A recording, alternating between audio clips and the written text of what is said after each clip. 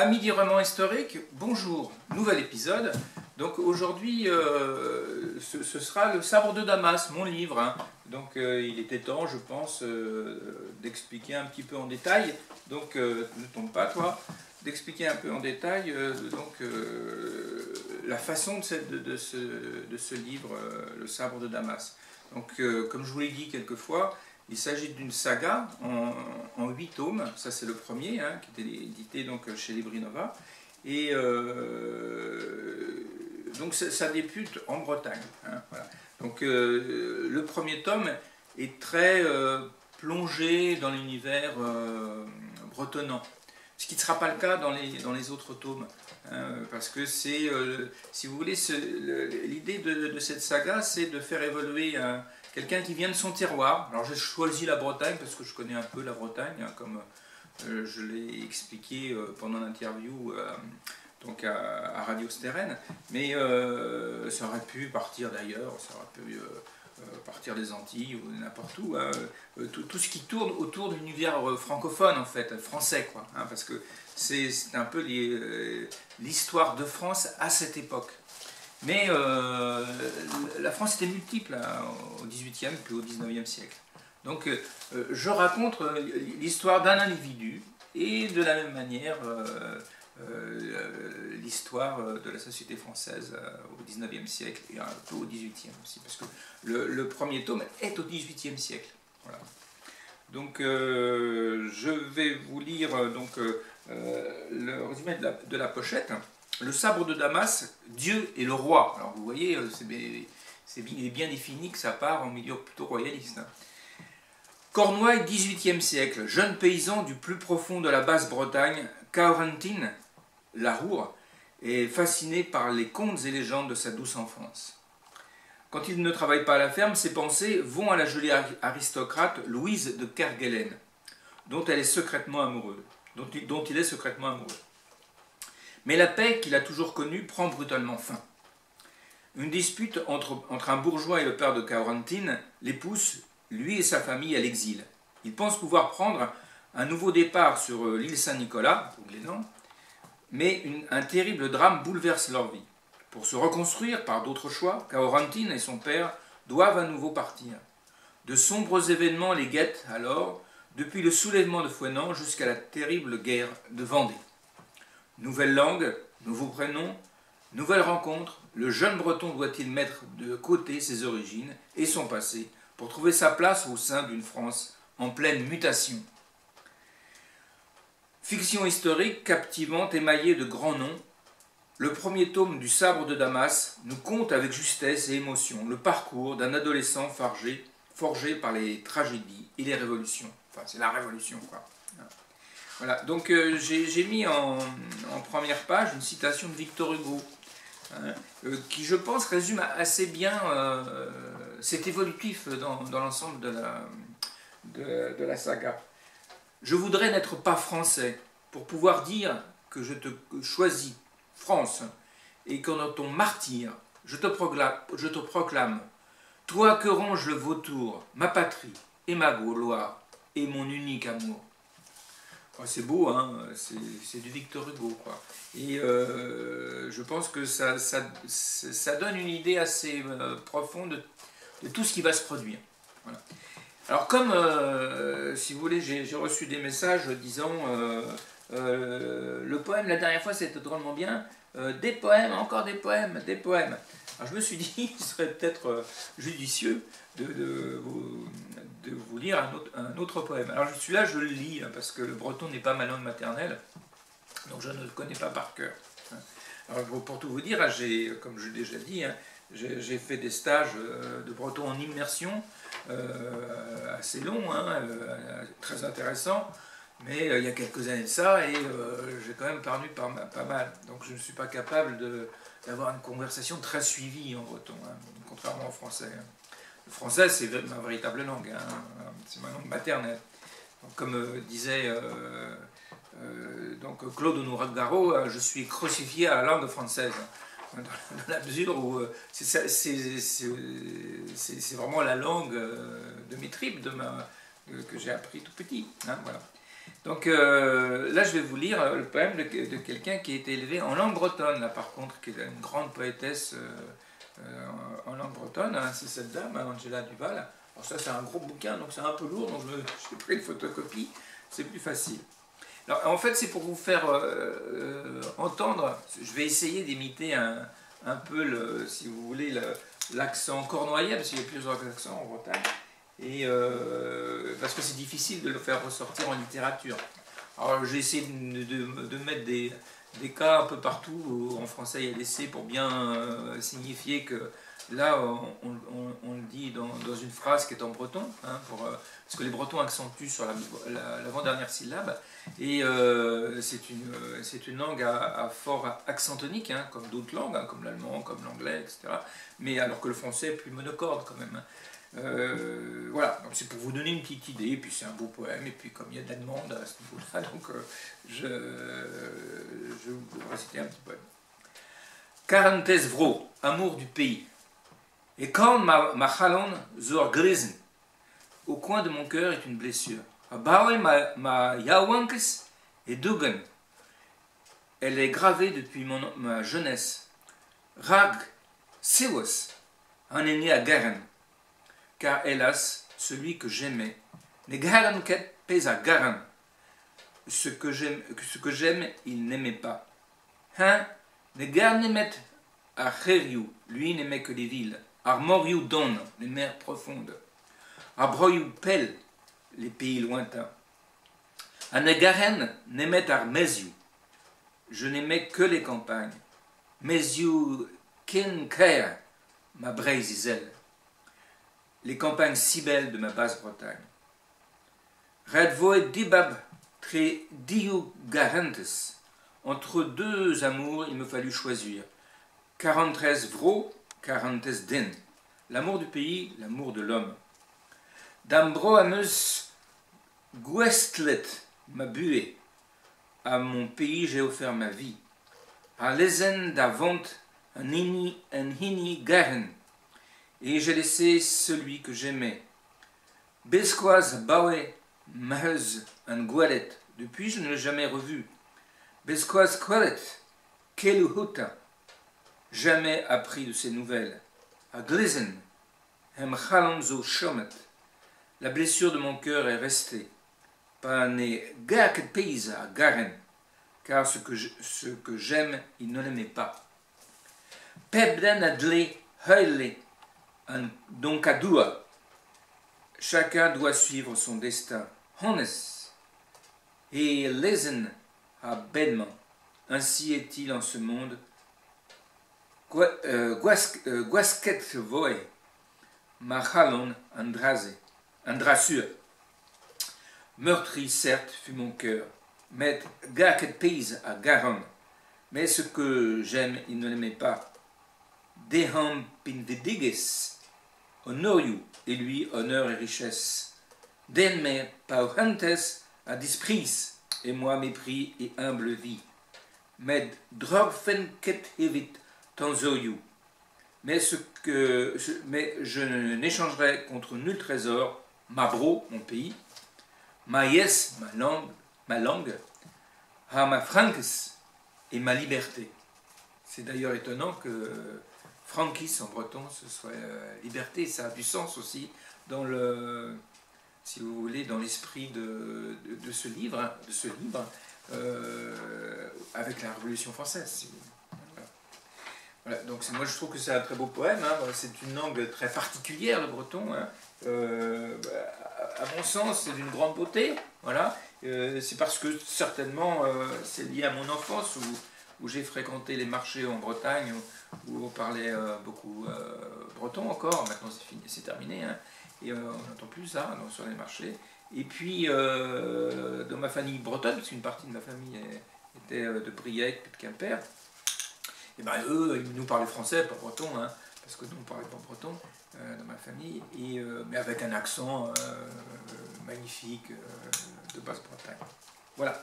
Donc c'est ce qui m'a donné l'idée plutôt de faire partir mon héros de Bretagne plutôt que d'ailleurs, hein, bien naturellement. Voilà. donc je vais vous citer la bibliographie, parce que comme c'est un livre que j'ai écrit, je pense que ça a du sens pas de vous citer la totalité donc des documents que j'ai consultés, mais une grande partie, hein, parce que c'est vraiment la fabrique du roman historique, là, en l'occurrence. Hein. Voilà, donc je prends un exemplaire et je vais vous citer donc, les livres que j'ai... Vous les montrer aussi les livres que j'ai utilisés, que j'ai lus, hein, à noter, hein, pour faire un décor historique à cette romance. Je vais prendre les lunettes de près, parce que je suis presbyte maintenant, malheureusement. Alors, j'ai donc, pour l'enfance, j'ai donc utilisé Maralor, c'est le cheval d'orgueil. C'est un livre qui a eu un grand succès dans les années 70. C'est un témoignage d'un prof de latin grec, hein, mais qui était de langue de naissance du pays bigoudin, hein, donc du Cornouaillais, quoi.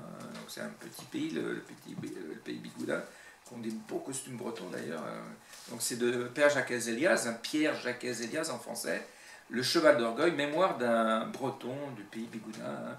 Ça avait été édité à Terres Humaines, hein, et chez Plon. Voilà, repris par Plon, je crois. Voilà. Donc très grand succès, je crois que ça a été édité à plus d'1 million d'exemplaires, enfin ça a été acheté à plus d'1 million d'exemplaires à l'époque. Et c'est une source, hein, parce que entre les paysans du début du XXe siècle et ceux du XVIIIe et du XXe, il y a eu des changements bien sûr, mais pas fondamentaux. Donc c'est intéressant donc, quand même de puiser là-dedans des idées, hein, voilà ce que j'ai fait, hein, bien sûr. Voilà. Ensuite, si on suit donc la liste, il y a l'histoire de la Bretagne et des Bretons que j'ai déjà cité, hein, donc je l'ai mis là. C'est Joël Cornette toujours, hein, c'est une très très bonne source. Hein. Là, donc on peut nous explique bien ce qui se passe au XVIIIe au XIXe siècle. Hein, donc si on veut parler de la Bretagne à ces époques-là, il est assez incontournable. Voilà. Ensuite, nous avons les Bretons et Louis XIV. Avant ça, je vous en ai déjà parlé. Il a fait objet d'un sujet entier. Lui, je sais pas où je l'ai mis. Il est là. Hein. Voilà. Donc, je l'utilise, hein, vraiment, peut-être moins que le cheval d'orgueil, mais je l'utilise. Hein. Voilà.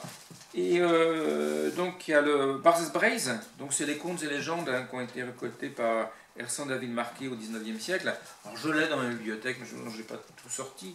Je ne l'ai pas trouvé, hein, pour tout vous dire. Il faudrait que je fasse un peu de rangement. Hein. Mais donc c'est une source également, parce que je cite un certain nombre de contes, hein, donc, qui sortent d'ailleurs aussi, hein, d'amis qui m'ont cité certains contes, ou de la famille. Quoi. Mais c'est une source, hein, intéressante, le Barthes Braze. Ensuite, il y a le voyage dans le Finistère de Jacques Cambry. Donc ça, il faut trouver ça à la BNF, à la Bibliothèque nationale de France. Voilà. Ensuite, il y a Arroes Braz à Barosvin, Vihan en breton moderne. Hein.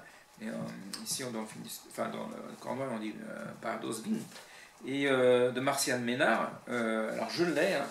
Je suis très fier parce que c'est introuvable aujourd'hui. Parce que les éditions ont disparu. Voilà, c'est des éditions errées. Donc, alors, en français, ça veut dire la grande clé du petit paradis. Donc, c'est les expressions grivoises. Hein. Alors, j'utilise un petit peu. Mais pour les gens qui parviennent à le trouver, honnêtement, ça vaut son pesant de cacahuètes. C'est assez rigolo à lire. Il faut rentrer dedans. Quoi. Voilà. Ensuite, je vais poser par terre parce qu'autrement, je n'arriverai pas à faire le ménage. Ensuite, il y a la fin des terroirs d'Eugène Weber, qui est un ouvrage qui est sorti aux éditions Fayard, hein, il n'y a pas très longtemps. Je ne le retrouve pas, donc je ne vous le montrerai pas, mais c'est un très bon ouvrage. C'est bien documenté sur l'évolution des terroirs au XIXe siècle, au début du XXe également. Donc c'est une source très intéressante. Ensuite, il y a 2 chapitres sur les Glénans, que personnellement je connais bien, hein, mais que je me suis quand même. J'ai quand même lu et relu Le Cercle de mer, hein, de Michel Guégan et Louis-Pierre Lemaître. Hein, donc c'est pareil, c'est un ouvrage assez difficile à trouver, mais c'est une source historique spécifique sur les Glénans. C'est un microcosme, hein, mais si vous voulez, c'est très intéressant comme livre, pour ceux qui sont intéressés par cette histoire très locale. Voilà. Ensuite, Monsieur Lemaître a également fait un autre livrage où il y a également du texte, également beaucoup, hein, mais c'est plus, si vous voulez, des photographies, des cartes. Ouais, c'est un bel ouvrage, quoi, voilà, pour ceux qui sont intéressés par cet aspect des choses. Ensuite, j'ai utilisé également les Fabliou, le Jean de La Fontaine. Hein, donc c'est en fait c'est du Jean de La Fontaine traduit en breton. Il y a quelques fables, donc ça me permettait de faire quelques citations. Ensuite, j'ai donc utilisé beaucoup, hein, là aussi, pour tout ce qui est guerre de Vendée puis Gershwan, le livre de Jean-François Chiappe, Georges Cadoudal, La Liberté. Hein, chez Perrin. Hein. Très bon ouvrage, très très bien écrit, très bien documenté, assez incontournable pour parler donc de la Vendée, de la Chouannerie. Bien sûr, il y avait également Georges Cadoudal et les Chouans de Patrick Huchet, donc je ne vais pas retrouver là. J'ai utilisé également un peu Chateaubriand de Guylain d'Esbach, aux éditions Perrin. Danton également, Le géant de la Révolution de David Laudet. L'histoire générale de la chouannerie, ben ça je vous en parle plus spécifiquement, d'Anne Bernet, hein, j'en avais déjà parlé. Les guerres de Vendée d'Émile Gabory, bon ça je crois que j'en ai pas mal, hein. Voilà, il est là. Donc là j'ai beaucoup utilisé, hein, pour ce livre. Robespierre de Laurent Dingly, hein, que je n'ai pas sous la main, mais je l'ai dans ma bibliothèque, c'est très bien, c'est aux éditions Flammarion. Hein, Laurent Dingly, un très bon historien, Robespierre.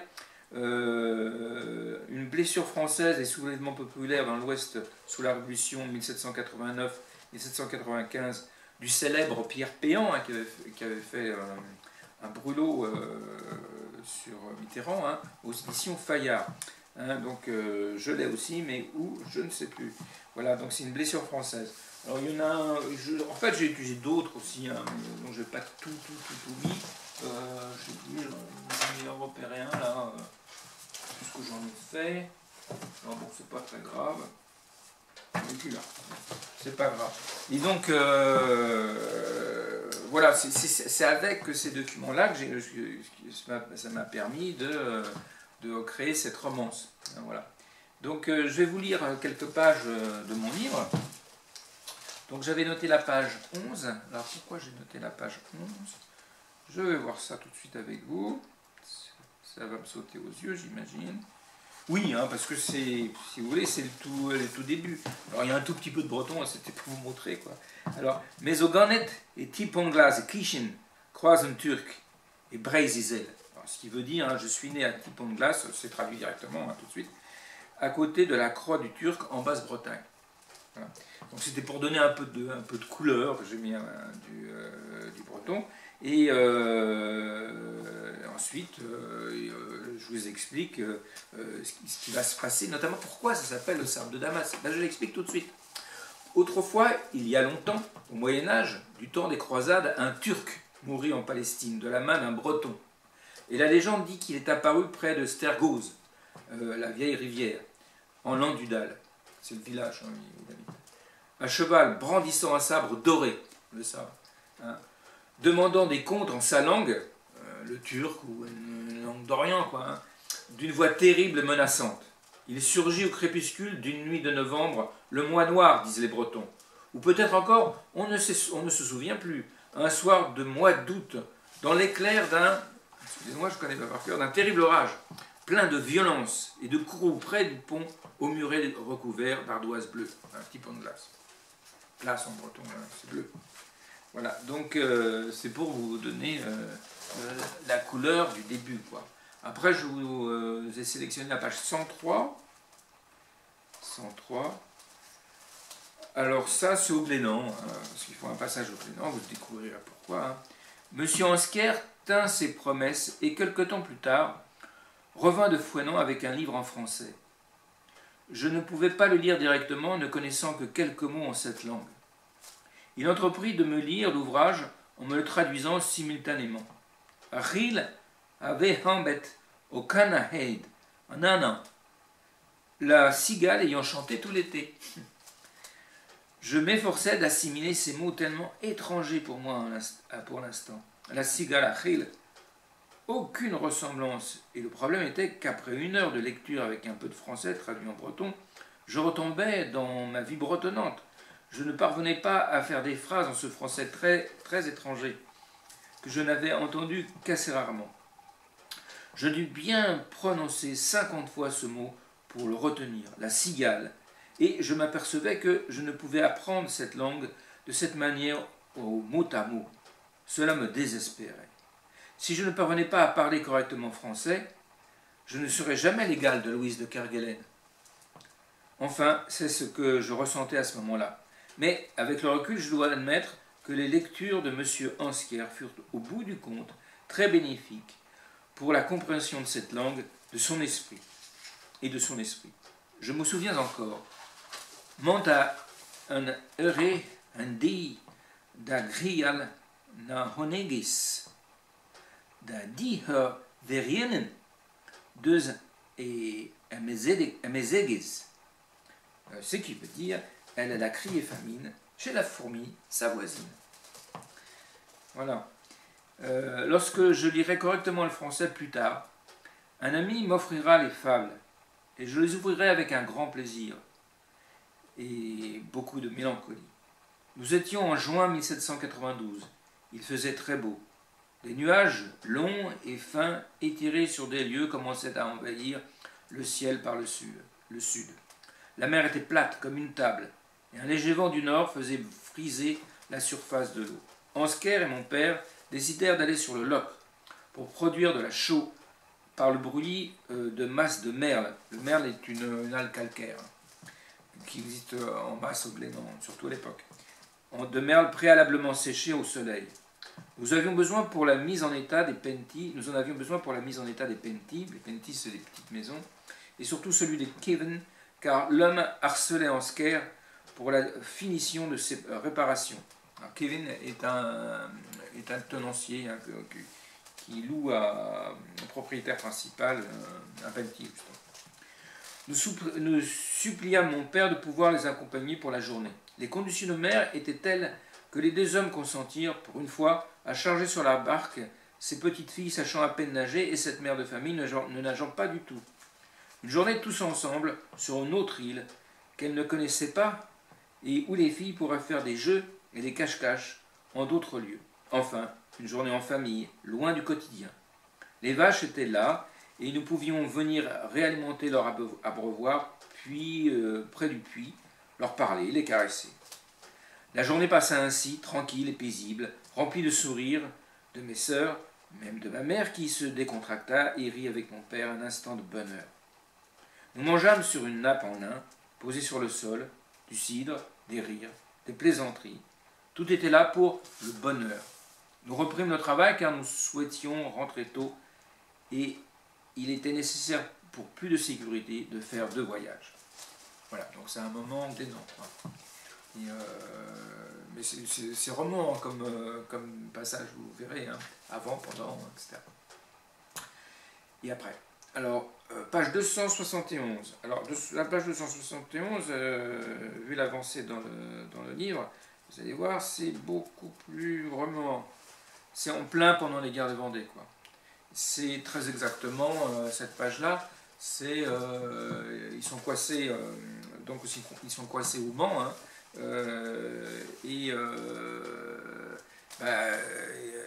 c'est la fin de la guerre de Vendée. Hein. C'est une grande défaite, la bataille du Mans. Je me retournai vers la rue tirait vers un cavalier avec son fusil, parce qu'il sait à ce moment-là tirer, et tuait son cheval. Mais nos adversaires amenèrent l'artillerie, et notre barricade vola en éclats. Les morts s'accumulaient. Il y eut de terribles blessures, dues aux boulets de la République, alors que nos canons n'avaient presque pas servi sur la place centrale. La barricade démantelée, ce fut l'assaut sauvage des républicains, sans quartier. Les hommes blessés étaient achevés, les femmes entraînées derrière un mur pour être violées par 10 ou 12 soldats avant d'être égorgés. Cela, nous l'entendions et pouvions presque le voir, mais nous pouvions intervenir sans être tués.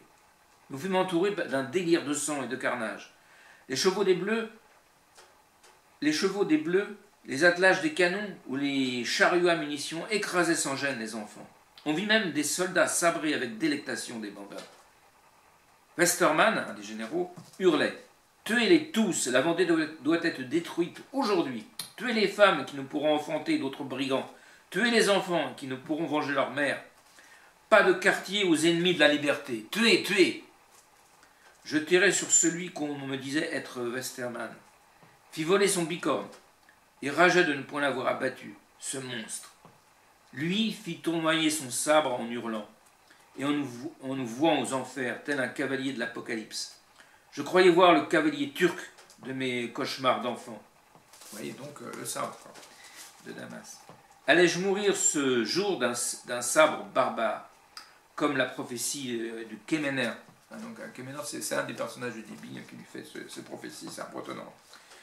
Que du Kemener pouvait le faire penser. Westermann mena ses hommes à l'abri et entreprit de nous contourner par les ruelles. Aussi, nous nous décidâmes à abandonner la barricade, déjà bien endommagée. L'évêque d'Agra avait disparu dans la cohue. Nous n'avions plus de chevaux, pour les avoir cédés à des dames afin qu'elles puissent se sauver de cette horde. Notre groupe de chouans comprenait François Cottereau, le bras en écharpe, car une blessure le diminuait depuis quelque temps.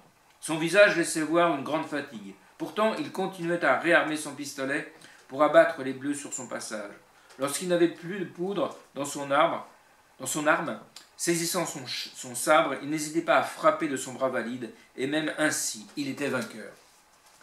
Nous nous trouvions de plus en plus entourés d'une foule affolée de civils et combattants mus par une panique indescriptible. Nous entendîmes à quelques dizaines de toises de nous un cri parmi bien d'autres cris d'horreur et de mort. « François, François, viens vers moi, je suis là !» C'était Jeanne Cottereau qui appelait son fils, dont elle était séparée par le flux de cette foule sauvage et sans cervelle. Nous aussi, nous avions aperçu François dans la cohue, mais lui ne vit point et n'entendit pas sa mère. Nous nous dirigeâmes vers elle, elle sourit en apercevant son fils au loin, au moment où elle fut renversée par une voiture à cheval qui continua sa route sans se soucier de la pauvre femme. C'était la loi du chacun pour soi. Gaufre et Guéharé, les compagnons de François, parvinrent à soulever Jeanne, toute disloquée et douloureuse, pour la mettre à l'abri dans une maison. Vous n'allez pas me laisser vivante aux mains des Bleus, mes enfants. Mère Cottereau, vous savez bien que ce que vous nous demandez, notre Seigneur nous l'interdit, dit ce grand gaillard de Guéharé, les larmes aux yeux. François était introuvable, la foule l'avait avalé. Nous restâmes avec Jeanne pendant la moitié d'une heure, puis son âme la quitta. Gaufre et Guéharé l'assistèrent pour ce passage sans le soutien de la religion. Mais notre Seigneur le comprendrait bien, lui dit Gaufre. Notre devoir effectué, nous laissâmes la dépouille de Madame Cottereau, mère de héros et héroïne elle-même. Une héroïne qui parlait au prince et au roi, mais ne craignait que Dieu. Voilà, donc ça vous donne une idée générale du livre. Voilà, donc je vous ai donné une idée de ce premier tome. Voilà, je vais vous faire quelques citations d'une source que j'aime bien, c'est parce que bon, faut en choisir un, mais je trouve assez savoureux, quoi. Le livre d'Anne Bernet, vous voyez. Et c'est l'histoire générale de la chouannerie chez Perrin. Elle a également écrit, je vous l'avais déjà dit, Charette, donc qui est également une source que j'utilise. Hein, je fais un peu de charrette dans mon livre. Et puis, donc je vais citer quelques passages. Alors, justement, on vient de parler de Jeanne Cottereau, hein, la mère de Jean Chouan, hein, le célèbre Jean Cottereau. Et donc, je vais vous lire quelques passages sur Jeanne. C'est page 60. Hein. Page 60. Page 60. Alors, en septembre 1786, les riverains de l'hôtel de la Trémoille, rue Saint-Dominique à Paris, avaient vu se présenter à la porte de cette demeure, parmi les élégantes de la capitale, l'une de ces paysannes que les moineaux appelaient les têtes blanches, à cause de la coiffe sans laquelle ces femmes ne seraient pas sorties de chez elles. Celle-là n'était pas jeune, elle venait pourtant de parcourir à pied, et en 5 jours, les 80 lieues séparant Laval de Paris. L'exploit en disait long sur celle qu'il avait accomplie.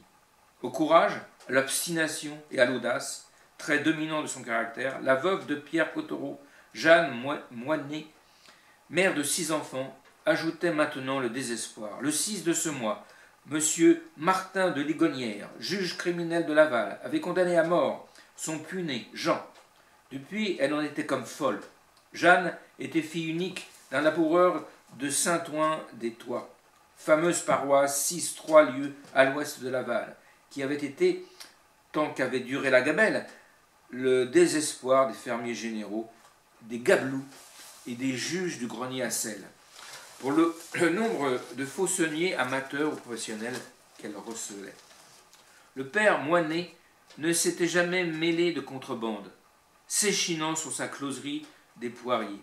Il tenait pour des moins que rien les gars qui se refusaient à pousser la charrue en suant sang et eau. La Jeanne n'avait pas de l'existence une conception aussi bassement matérielle que son père. Quand elle s'éprit de Pierre Cottereau et vit que le sentiment était réciproque, Jeanne, en se mariant, avait une certitude. Le Pierre ne l'épousait pas pour son argent. Le vieux Moinet, avant de jeter sa fille dehors, l'avait déshéritée. Pourquoi? Parce que si Pierre Cottereau pouvait se prétendre charbonnier, ce qui n'était pas déjà reluisant, tout le monde savait qu'en vérité il faisait le faux sel. Pas de gueux dans la famille. Semé de choisir entre son père, la modeste aisance qui lui assurait, et son galant sans feu ni lieu, la Jeanne avait choisi. Elle avait pris son Pierre, et elle était partie sans un regard en arrière. Le vieux Moinet avait raison. Le gars Cottereau était un fauçonnier. Il n'était pas le premier de sa famille qui pratiquait le métier depuis 4 générations, voire plus. Les Cottereau n'étaient pas de bonne réputation. L'homme de la terre n'aime pas celui qui ne supporte pas la sédentarité. Or, quoi de plus instable que les bûcherons charbonniers, bâtissant leur loge de planches et de torchis au hasard des brûlis, dans une clairière sur la lande sauvage, comme des loups restant entre eux, affamés de mouvement et de liberté. C'est un récit qui est presque romanesque. Hein. C'est de l'histoire, hein, mais elle a le talent de faire presque du roman. Quoi. Voilà. Alors, je continue. Le magistrat, hein, qui a condamné, hein, le magistrat prend son temps, mais au bout de 16 mois d'instruction, il condamne Jean Cottereau, dit Jean Chouan, fauçonnier, né à Saint-Berthevin à la Pentance, ce qui conduit Jeanne Cottereau à la porte de l'hôtel de la Trémoille. Les Cottereau sont fauçonniers, mais ils sont d'abord les gens du duc, et Jean est ami du prince de Talmont. Où se sont-ils rencontrés? Eux seuls pourraient le dire. En dépit des distances abyssales qui les séparaient, ils ont sympathisé. Philippe de Talmont, que tant de gentilshommes détestent pour sa hauteur, sa morgue, son orgueil de très grand seigneur, est avec les humbles d'une désarmante simplicité. Il est bon, naturellement attentif. Ses domestiques parisiens et ses fermiers moniaux l'adorent. Jean Cottereau aussi. Les 2 jeunes gens ne sont pas du même milieu, mais ils partagent les mêmes goûts, et d'abord un besoin d'action, de folie, de danger. Là-dessus, ils ont bâti leur affectueuse complicité. Ces 5 années durant lesquelles Jean est resté resté introuvable, s'est probablement caché dans l'une des propriétés de la Trémoille qui les a passées. Sa mère sait qu'elle fait ce jour de septembre en suppliant le prince de Talmont d'arracher Jean au bourreau. Elle sait ce qu'elle fait en suppliant le prince de Talmont d'arracher Jean au bourreau de Laval. Que pèse la sentence de M. de la Ligonière contre l'influence de la Trémoille? Non pas qu'ils aient pouvoir d'aller contre la justice, mais parce qu'ils ont accès dans l'instant au bureau du roi, et que le roi a droit de grâce. Talmont a couru à Versailles avec Madame Cottero. Ses explications à lui, ses larmes à elle, ont fléchi un souverain enclin à la clémence. La mort de Jagueux était un accident, le résultat d'une dispute d'ivrogne. Cela ne vaut pas de pendre le coupable. La sentence a été commuée. Gracié, libéré, Jean Cottero ne pouvait rentrer dans le Maine. Crainte de la vengeance des Gabelous, condition mise à son élargissement, ou précaution du prince qui préférait l'éloigner du lieu de ses exploits, de la bande et des tentations. Jean est parti pour Lille, où il est enrôlé au régiment de Turenne. Voilà, je vais vous lire un autre petit morceau. Le soir d'automne où Talmont a obtenu de Louis XVI la grâce de Jean, Madame Cottero a eu ce mot naïf et magnifique. Désormais, il y a quelque chose entre les Bourbons et nous. Philippe de la Trémoille, qui connaît ces gens, sait qu'ils ne parlent jamais pour ne rien dire. Les Cotterons paieront leurs dettes aux Bourbons. Sans barguigner, ils ne se trompent pas. Voilà, donc c'est très très beau ça, hein, c'est bien dit et tout, c'est presque du roman, quoi. Voilà. Ensuite, je vais vous lire un autre morceau, puis après je vais arrêter. Hein. Donc c'est page 591, parce que c'est un gros bouquin en plus, hein. C'est presque 700 pages. Donc 591 sur une grosse édition quand même, donc en poche c'est un 1500, hein. C'est énorme. Page 591. 591, j'y aime bien, voilà. Alors c'est tout autre chose, là on est en 1800, hein. C'est bien plus tard, parce que là on était au 18e siècle, maintenant on est au début du 19e. Là on est vraiment dans la chouannerie bretonne. Les hommes, même les pires, peuvent changer. Ce soir de novembre 1800, hein, le personnage qui monte en se cachant dans la diligence de Brest n'est plus tout à fait celui qu'il était autrefois. Il était ambitieux et veule. Il n'a jamais été naturellement méchant. En septembre 92, sa voix était l'une des seules qui se soit élevée dans Paris pour tenter d'arrêter les massacres des prisons. En janvier 1793, s'il n'a pas eu le courage de voter non à la mort du souverain, il a temporé son vote dans l'illusion que la sentence ne serait pas exécutée. Pris de remords pour tout le mal fait à la famille royale, il a négocié la libération de la princesse Marie-Thérèse, dernière survivante du Temple. Audrin, revenu de ses folies politiques, a repris conscience de son sacerdoce. L'apaisement religieux, le concordat qui se prépare, son impossible réconciliation avec Rome et la papauté qu'il a trahi l'emplissent d'angoisse et de douleur. L'avenir de l'Église de France le trouble et lui arrache cette plainte. Périra-t-il dans nos mains le sacerdoce de Jésus-Christ? Et au moment de descendre dans la tombe, faudra-t-il fermer le sanctuaire parce qu'il n'y aura plus personne pour offrir le sacrifice? Il est bien tard pour y songer. Audrin, le jurou, se repent, car il a juré à la Constitution. Mais cela, Dieu, qui sonde les cœurs et les reins, est le seul à le savoir. Ce soir-là, si cet homme qui se sait sous le coup d'une menace de mort proférée par les chouans depuis des années prend le risque de voyager sur les routes nocturnes et dangereuses, c'est qu'il doit confirmer le lendemain à Morlaix. Si pitoyable qu'il a été, Audrin tente encore d'exercer son ministère dans l'espoir peut-être que son sérieux, son zèle et ses regrets mèneront le pardon de Pie VII, celui, le pape, hein, celui des hommes est plus malaisé à obtenir. Un peu passé minuit, en haut de la côte Saint-Hervé, à quelques kilomètres de Châteaulin, la diligence est rejointe par la voiture du courrier. La montée est très raide, les chevaux prennent le pas. Des buissons qui bordent la route, une douzaine d'hommes, Sacré-Cœur cousu à la veste et pistolet au poing, jaillissent. Ordonnent d'arrêter. Les postillons protestent qu'ils ne transportent pas de fonds. Ils disent tout cela. Les gars vérifient, en profitent pour déchiffrer les passeports des voyageurs qu'ils ont fait descendre. Rien de spécial. Le chef de la bande, pourtant, n'a pas l'air satisfait. François Lecat, dit la volonté, à 24 ans. Il est officier dans la 5e légion de Cadoudal, celle de Cornouailles. Il a des ordres, abattre l'intrus Audrin, qui a pris la diligence au bureau quimpérois des messageries. Un informateur royaliste l'a affirmé. Lecat scrute l'obscurité de la voiture, découvre l'homme rancogné contre la portière, lève sa lanterne pour éclairer le visage. À l'intérieur, le voyageur proteste. « Je n'ai pas de papier. » Lecat ricane. « Peu importe, Audrin le louche. Je te connais bien, c'est toi que je cherchais. L'évêque intrus ne veut pas mourir, pas comme cela, pas maintenant. » Affolé, il se débat, refuse de descendre et mord la main du jeune chouan qui tentait de le tirer dehors. Lecat lâche prise avec un cri de douleur. Audrin ouvre l'autre portière, saute, essaie de fuir, de disparaître dans la nuit. Une balle dans le dos, une autre dans la nuque pour achever le misérable à terre. Lecat, qui suce le sang sur sa main blessée, se tourne vers les voyageurs et les postillons médusés et leur lance. Nous ne sommes pas des voleurs, nous sommes des royalistes. Et nous sommes plus contents d'avoir tué cet homme que si nous avions trouvé 100 louis. Il les laisse partir.